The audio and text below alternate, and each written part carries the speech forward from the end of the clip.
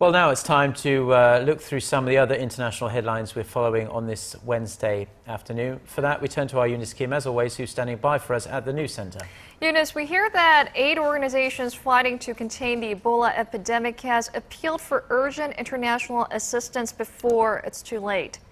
Right. As the number of infected persons climb, they say the time for a coordinated international response is now, warning that if not stopped, Ebola could very well threaten peace and security beyond the borders of Africa as well. Our Sohn Jung-in has the story. Aid organizations battling to contain the worst ever outbreak of Ebola have issued separate but very similar demands. They say international intervention is needed to stem the spread of the deadly virus, calling it a global problem, not just something confined to West Africa. Doctors Without Borders, the group spearheading medical efforts in affected countries, says the fight is being lost, with treatment centers being reduced to places where people go to die alone.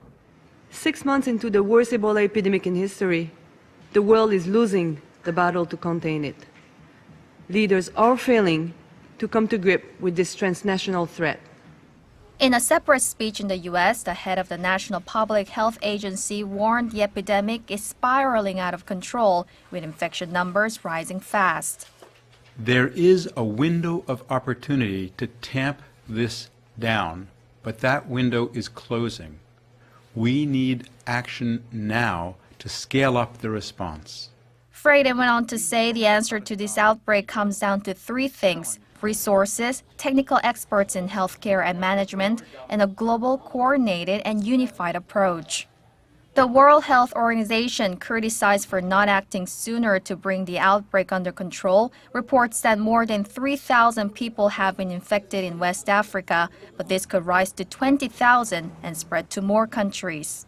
Meanwhile, the UN Food and Agriculture Organization has issued a food security alert for Liberia, Sierra Leone, and Guinea, which are the countries most affected by the outbreak.